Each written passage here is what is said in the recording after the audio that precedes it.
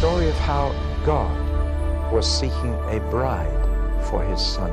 Each book is different from every other book. I'm trying to give you the keys for you to unlock it for yourself.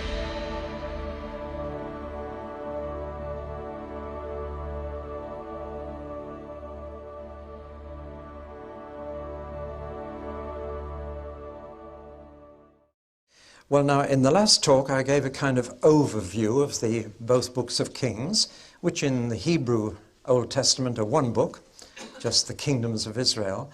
And I want now to go over the story again, but looking in greater detail at some of the kings and some of the crises that are covered. And the first king I'd like to say a bit more about is King Solomon. He begins the book of Kings, and it's his reign that seems on the one hand so good and on the other hand so bad. Solomon was a good man. He began well. In fact, at the beginning of his reign, God appeared to him in a dream and said, "I'll give you anything you ask me." Now that's a real test of a man's character. If God said to you, "I'll give you anything you ask me, wealth, fame, power, whatever you ask me, I'll give you." And Solomon said, "Wisdom, please." He said, "Because I'm inexperienced as a king. And if I'm going to be a good king, I need to be a wise king, and I need wisdom that I don't have." And God said, "Because you asked for wisdom, I'll give you everything you didn't ask for as well. I'll give you wealth and fame and power. But above all, I'll give you wisdom." When he woke up, he was faced with a situation that really needed wisdom. Here were two prostitutes arguing about one baby. They both had babies, but during the night, one had been smothered or had a cot death and was gone. And now each of them was saying, "It was the other one's baby that died, and that's mine." Now, can you imagine a more difficult situation for a judge to sort out than two women each swearing the baby was theirs? But Solomon had asked for wisdom, and he got it. And the Lord said, "Just tell them to cut the baby in half. Give half to each." And as soon as Solomon said that, the real mother said, "Let her have it." The one who wasn't the mother said, "Yes, cut it in half," because that would kill the other one's baby.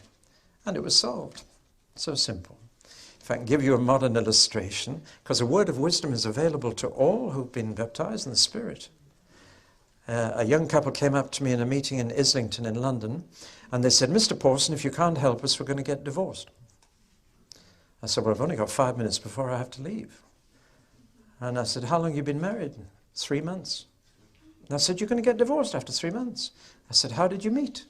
And then it came out. She offered to be a prison visitor, and they sent her to a men's prison to visit men. Now that's asking for trouble anyway.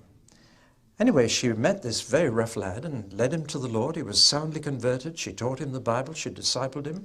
And after some years, he came out. And he said, "I have no family, no home, nowhere to go." And she was getting on for 30, single girl living on her own in a flat. She had no family either. He said, "You know, I'm very fond of you." In fact, he said, "I've fallen in love with you." She said, "Well, I like you." And they went straight away from the prison gates and got married. Moved into the apartment, and then they found out they were totally incompatible. Because it's not enough just to be two Christians, you know. And he never used a knife and fork, ate with his fingers. When he undressed at night, he just dropped his clothes where he stood, and in the morning jumped into them and pulled them up. And she'd been brought up with flowers and lace curtains and everything in the drawer, you know. And in every way, they were totally incompatible. And after 3 months, they said, "We've made the biggest mistake in our lives. Can you help us?" 5 minutes. I said, "Lord, a word of wisdom." And he gave me one. And I said, "Listen carefully. This is what you're to do. You're to do week on, week off. The first week, you both do things his way. And you," pointing to the girl, "you got to throw your clothes on the floor and learn to eat with your fingers. But the next week, you're both doing things her way, and you've got to learn to put your clothes in the drawer and to eat with a knife and fork." I said, "You're to do that week on, week off." And the girl said, "That's so weird, it's got to be of the Lord." And they said, "What else?" I said, "I've nothing else." And off they went, and I've never seen them since. But I had I had a lovely letter 6 months later. Dear David, we never knew married life could be so wonderful. We are blissfully happy. Trouble is, they never told me if they were still doing it. But you see, now I've got the answer. I can write a book called Week On, Week Off. But I'll tell you something, I've never passed that word on to anybody else, because God gave the word of wisdom for them. James says, do you lack wisdom? Then ask for it. And don't doubt that you'll get it. Well, Solomon asked for it. And he got it. And he sorted it out. Wise man. He also wanted to share his wisdom with others, so he collected 3,000 proverbs. And he wrote 1,005 songs, according to the book of Kings. But God only published about 6 of them. Now, I have a theory about this, because he had 700 wives and 300 concubines, and God refused to publish 999 of his songs. I reckon he wrote one for each of them. And the only one you've got is about the girl of the Song of Solomon. Right? So, poor old Solomon, would you call him wise if he had 700 mothers-in-law?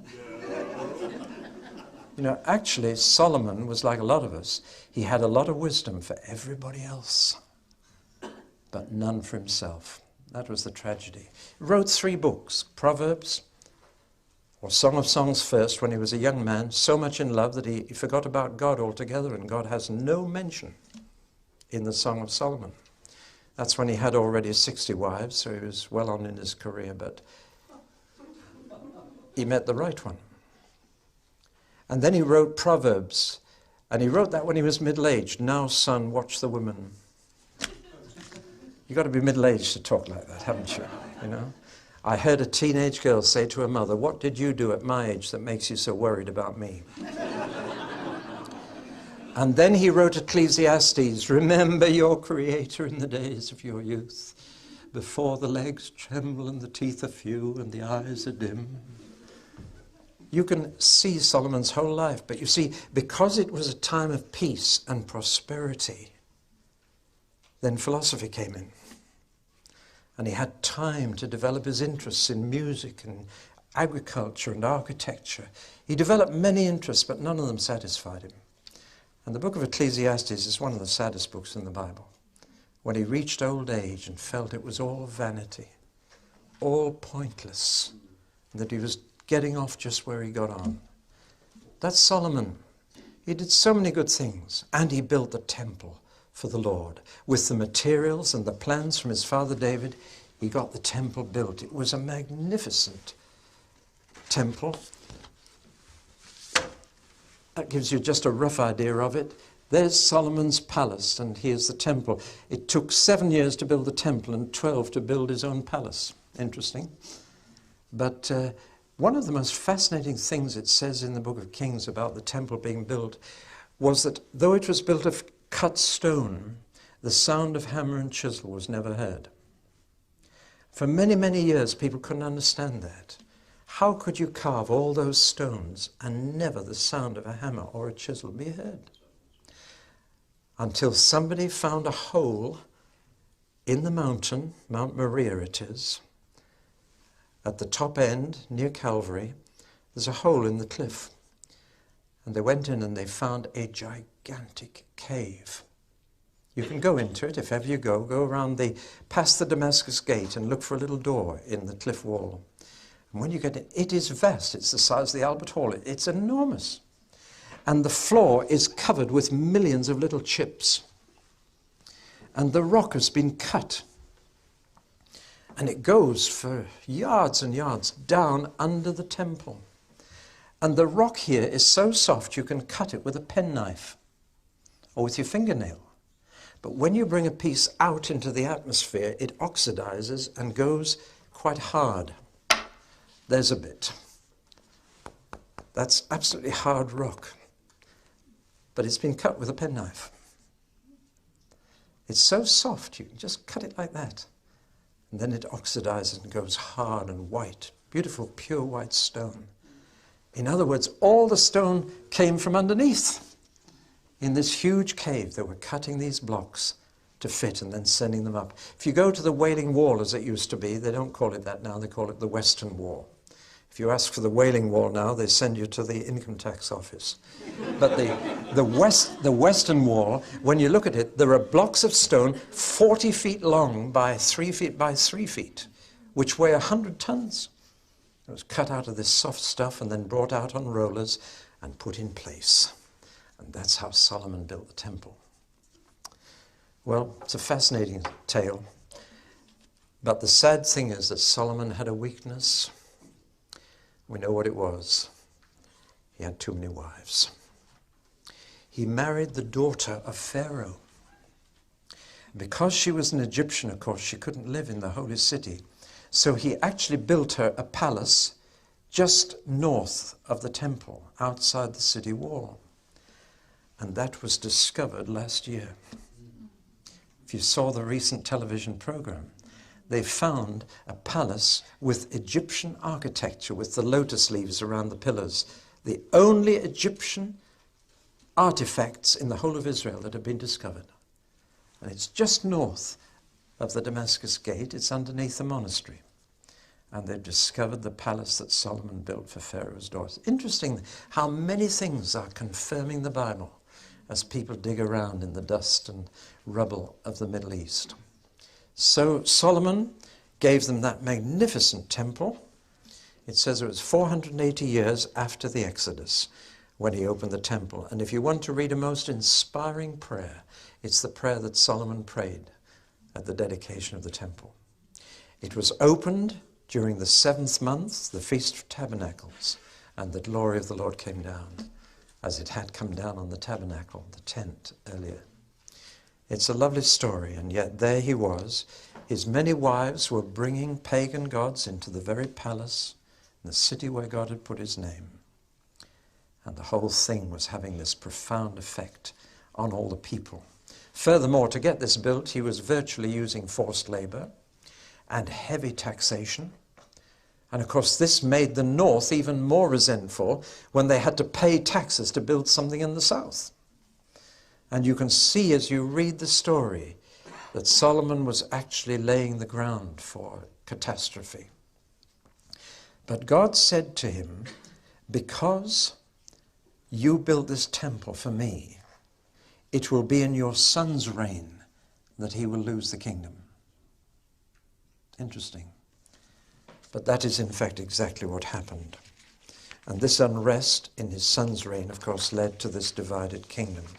Now, I want to single out one or two things in the rest of Kings in detail, just out of interest, because he was using different chronicles or records, one from the north and one from the south. The account of each king is a little different.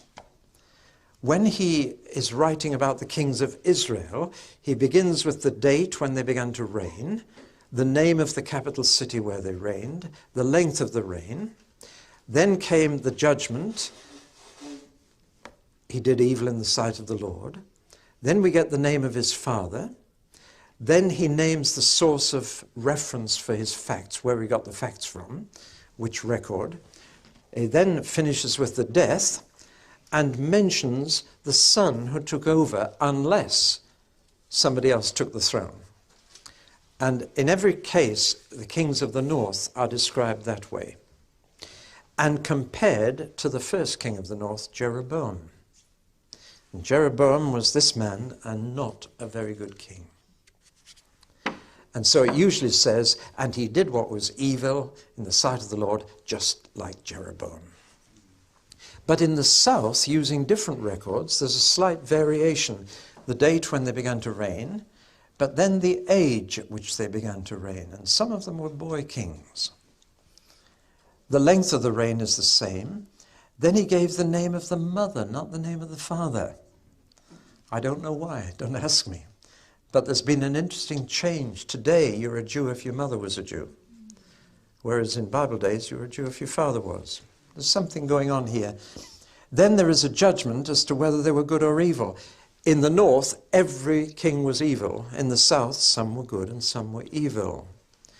Then he says his source reference, the death, and he always mentions the burial of the southern kings, unlike the north. Mentions their grave, and then the son or successor.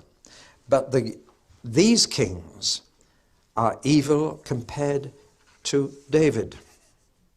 These kings are evil compared with Jeroboam. And the good ones here are good because they are different. That's just to help you to understand. Now let's look at the number of good kings and bad kings. It wasn't quite as simple as good. There were some who were very good, and when they were good, they were very good. And there were some who were good, some who were bad, and some who were very bad. When they were bad, they were very bad. And there was one queen. Now God had made a covenant with David that as long as his statutes were kept, there would always be a son on his throne, not a daughter. And Israel was never intended to have queens, but we'll see there was one. Now I've done the colors so that you can see very quickly what was happening. Let's look at the north. And you see straight away that most of them were very bad and a few were just bad. But none were good, and certainly none were very good. And the intriguing thing is that though the north had 20 kings and the south had 20 kings, the south survived another 140 years. Because good kings reign longer. Do you see? Same number of kings, roughly, but all bad kings. So look how quickly they were replaced. Some of them only survived a couple of months and then were killed. It is a really sad story. One of the worst, of course, was a man called Jehu, but quite a bad one was Ahab. And he went and married a foreign princess, a Phoenician from Tyre. And her Phoenician name was Primrose. It was rather unfortunate that in Hebrew it meant garbage. The name was Jezebel. And so he married Princess Primrose, who in Hebrew was known as Princess Garbage. But that's Jezebel, and she was a horror. And you need to know about her because even in one of the 7 letters to the 7 churches of Asia in the book of Revelation, there was a Jezebel wrecking a church. And the spirit of Jezebel has survived. Jezebel had Ahab round her little finger. And Ahab saw a vineyard, and he had a lovely big estate, but he saw this nice little vineyard. And it was owned by a man called Naboth. And Ahab said to his wife one day, you know, that's a nice little vineyard. I wouldn't mind having that in our estate. And she said, why don't you? Oh, but he said it belongs to Naboth. She said, we can soon deal with that. She had the man killed. Ahab got his little back garden. That's Jezebel. And it was in that day that the first great prophet, Elijah, was sent to deal with the situation. If ever you get the chance, you must climb Mount Carmel. It's 12 miles long. It juts out to the sea. But at the eastern end of it, the inland end, there is a gigantic depression on the top of the mountain, or just below the summit, which is a natural arena where 30,000 people could gather to watch something happening. And we know it must be the place where Elijah challenged the prophets of Baal, whom Jezebel had introduced to the palace, because there's a spring there which never runs dry, even in drought. Though there'd been no rain for 3.5 years, that spring was still going.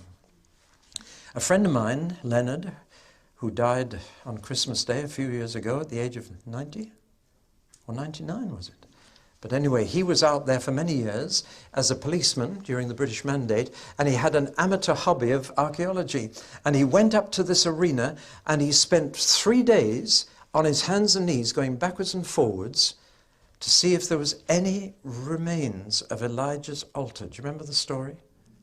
When Elijah built an altar and challenged the prophets of Baal to build their altar alongside, and he said, now you call for fire. It was a very clever challenge because we now know that the altars of Baal had a tunnel underneath.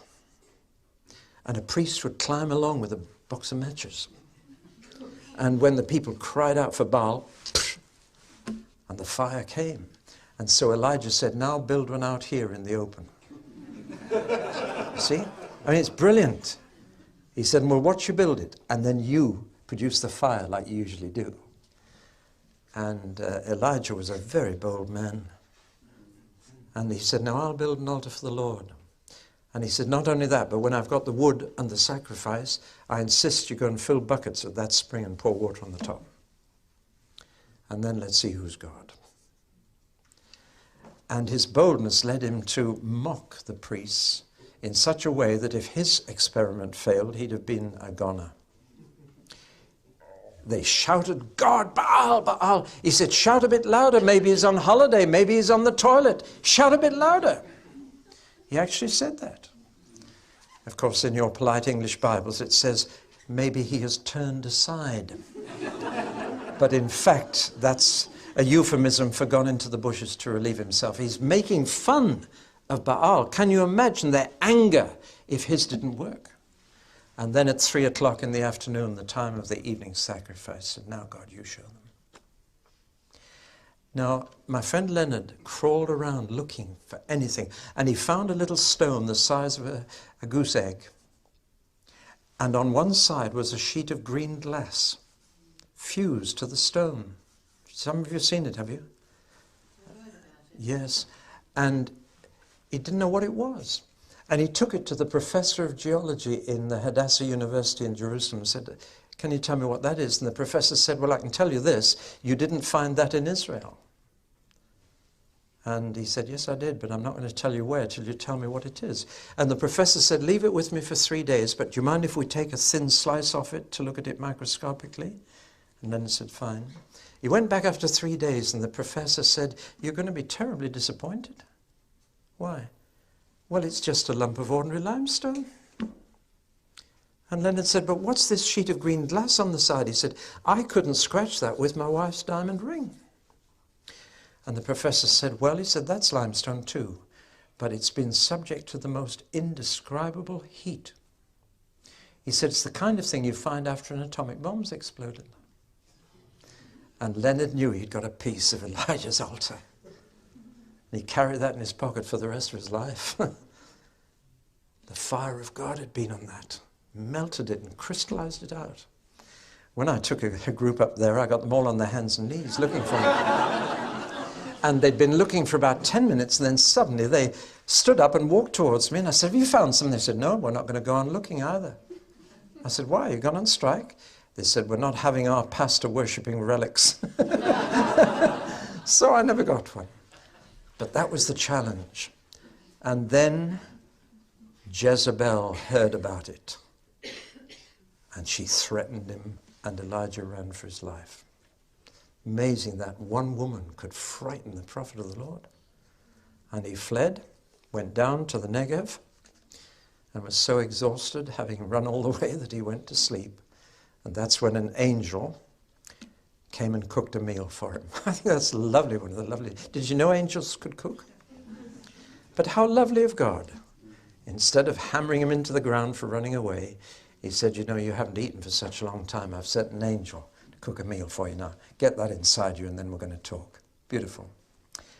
Elisha followed him, of course. One little word about Elisha. He was plowing when Elijah called him. And Elisha said, I want a double portion of your spirit. Now, that does not mean I want to be twice the prophet you've been. It means very simply that if a man had 4 sons, his estate was divided into 5 when he died, and the double portion went to the eldest son, who therefore became the heir of the family business and got the extra money to help with the responsibility. Do you follow? So in asking for a double portion of Elijah's spirit, he was asking to be his heir, to take over the business. And Elijah said, if you see me go, you can be my heir. And Elijah was one of the few people who never died, like Enoch. But Enoch walked into heaven. Elijah rode. And Elisha saw him go up in a chariot to heaven. And saw Elijah's robe fall down. And Elisha picked up that robe And he walked to the Jordan River, because before they'd crossed the Jordan River, Elijah had taken the robe and just swung it over the river, and the water had parted. And Elisha said, now let's see if the God of Elijah is with me. And he took the robe, and the water parted. They're so different, these two, and I want you to notice this. Elijah was the fighter, the preacher, the man who challenged the people. Elisha was quite different. Elisha raised the dead. Little village, widow's son, he raised the dead. It's called Shunem. And that's only half a mile from a little village called Nain. That strike a chord with you? And Elisha fed 4,000 people with a few barley loaves of bread. That strike a chord? See, we're going to see that John the Baptist and Jesus, who were cousins, were in fact Elijah and Elisha back again. They were prefiguring those two cousins. It's a remarkable story. You should study Elijah and Elisha. Can you see that God was sending prophet after prophet after prophet to warn these people of their bad ways? From Ahijah, or Ahijah, Jehu, Eliyahu, or Elijah to you, Micaiah, Elisha, Jonah. Jonah appears in the book of Kings. People think Jonah's a myth. Why is he in the book of Kings then? And Amos, and finally Hosea. Hosea, what a man. One day God said to him, I want you to go into the street and find a prostitute. What? I'm a preacher. What do you want me to do with her? Marry her. Then what, Lord? Well, then you're going to have children. But I better warn you, she will love the first child, she won't like the second, and the third will not even be yours, Mr. Preacher. Sure enough, the 3 children arrived. And then what, Lord? Well, then she'll go back on the street. She'll go back to her old profession. Well, what am I to do with 3 kids? You're to go and look for her and pay the pimp money to get her back and bring her home again and love her. And what then, Lord?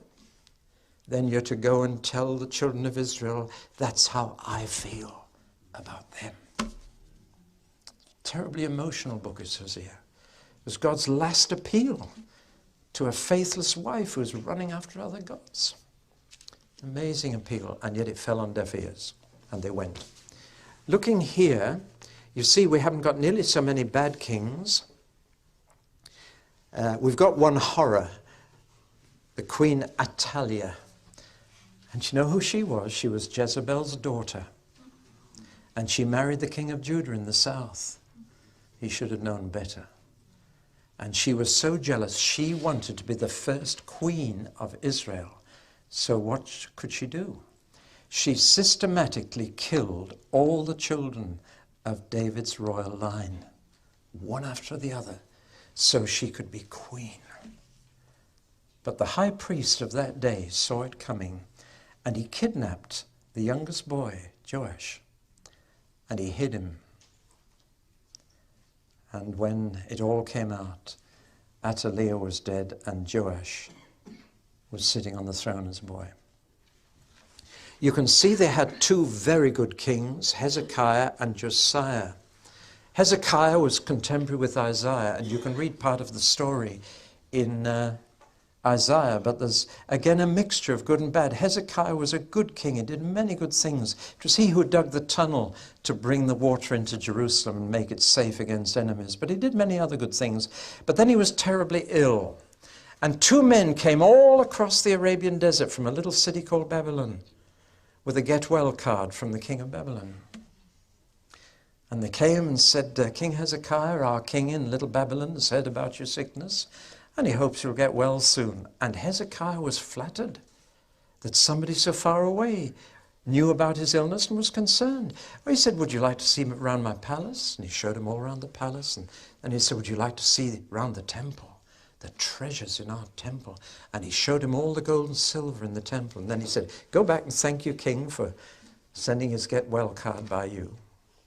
And Isaiah came into the palace and said, who were those men? Oh, they were visitors from Babylon. They brought a nice message from the king. Hope I'll be better soon. What did you show them? Oh, I showed them all my palace, and I even took them into the temple and showed them the gold and silver treasures. The Babylonians will come and take away everything you showed them. Mind you, it didn't happen for a long time, but it did happen. So Hezekiah was a mixture, both good and bad, but he did some very good things. The other king they had who did a lot of good was a king who came to the throne at only 8 years of age. And Josiah was born the same year as a man called Jeremiah.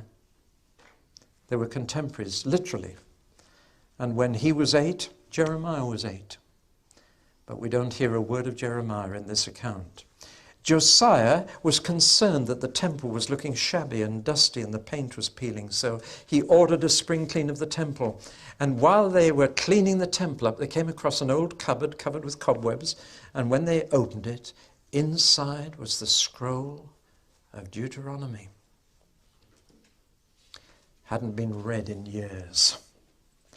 They brought it to King Josiah, and when he read it and read the curses, he said, "Do you realize we've done everything that deserves a curse?"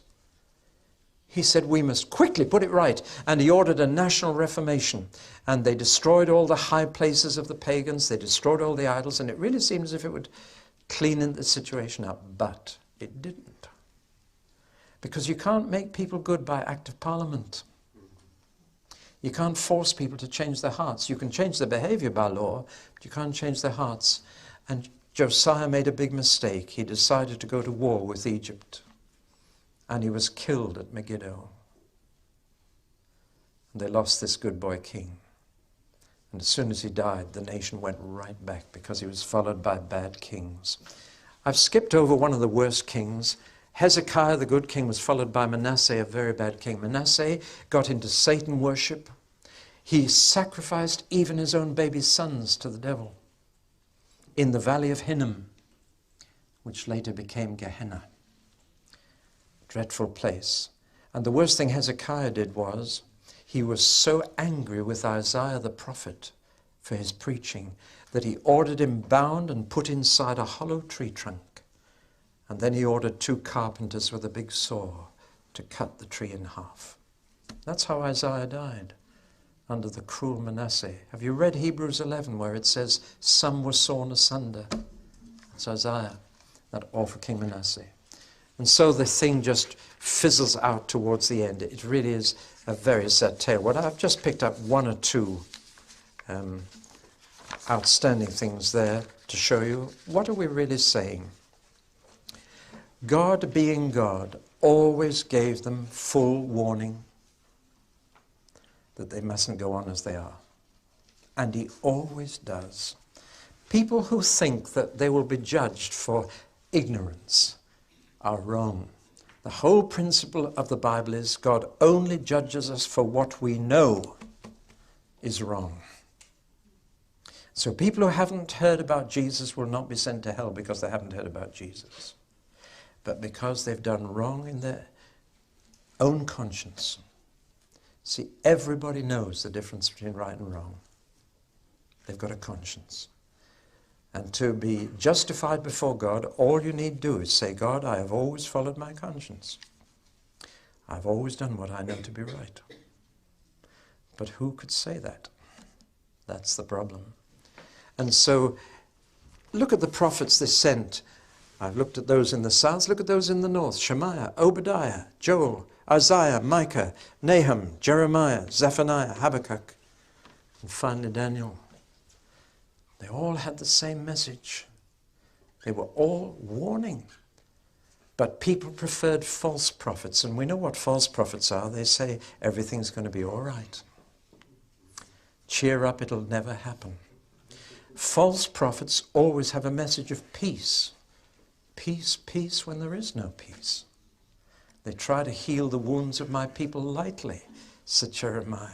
False prophets don't hear from God. They give the people what the people want to hear. That is still the temptation every preacher faces today. Don't disturb people. Don't upset them. Comfort them. Tell them what they want to hear. And false prophets do that. True prophets tell the truth and pay the price. And through the prophets, God's words came before his deeds. The warnings came before disaster. That's the message that is written through and through the book of Kings. Let me finish. These things, says the New Testament, were written for our benefit so that we might learn what God will do to us if we go the same way. The church is not secure in itself. And there are two things that are happening in our day in the church which were condemned here. One is syncretism, and that means to unite one religion with another. When Elijah challenged the people of Israel, he said, "How long halt you with two opinions?" And I used to think the word halt there means somebody who was standing still and wondering which way to go. It doesn't mean that. The word halt means lame. Halt and lame. And it means they were walking with one foot in Yahweh, their God, and the other foot in Baal. How long are you going to walk like this, with one foot in one religion and one in another? And we now see in the church syncretism. We see festivals of faith. We see people going to Canterbury Cathedral, the Baha'is and the Hindus and the Muslims, going there to pray for the trees. This is happening in Christian churches because there is pressure on us even from the Duke of Edinburgh. He's appealing to religions to unite to save planet Earth, the environment and the wild animals on it. We have Prince Charles, who's willing to be called defender of faith, but not defender of the faith. We are into an era when it's become fashionable to say all religions lead to God. That's syncretism. The other thing, we are into pagan festivals, of which harvest festivals and Christmas and blessing of everything from pets to plows and fishermen's nets is all the kind of practice. Halloween, why do people carve pumpkins? They're carving demons' faces. And if we're not careful, Christians get hooked on these things as well. Christmas is the most obvious example. It's a totally pagan festival. And it comes from days before Christ when they burned logs, Yule logs, they sang carols, they ate and they drank overmuch. It was the midwinter festival. And when the first missionary came to England, he sent word back to Rome and saying, "I can't get them away from this pagan festival in midwinter." And Pope Gregory said, "Well, if you can't lick them, join them. Turn it into a Christian festival." That's how it's come. I believe we've got to get Christ out of Christmas, not get him back into it, because it is basically pagan, and it's the pagan side that takes over. Well, need I go on? We see in the book of Kings the dangers of becoming too mixed up in other religions and other ways of life and other moralities, and it's happening. But the God who is the King of the universe is also our judge, and sooner or later we will lose what he's given to us unless we wake up. That's the lesson from the book of Kings. It's a sharp lesson. If it happened to them, it can happen to us too. So God, give us wisdom to understand the lessons he's trying to teach us, that we may learn the easy way by learning from others instead of learning the hard way for ourselves. You can either learn wisdom because it's been passed on to you, or you can learn it in the school of experience whose colors are black and blue. Two ways of getting wisdom. That's why Solomon wanted to pass it on to his son. Now, son, take it from me. Don't learn the hard way yourself. Take it from me. The Bible is able to make us wise unto salvation. It doesn't make you clever, but it'll make you wise and avoid the terrible mistakes that God's people of old made.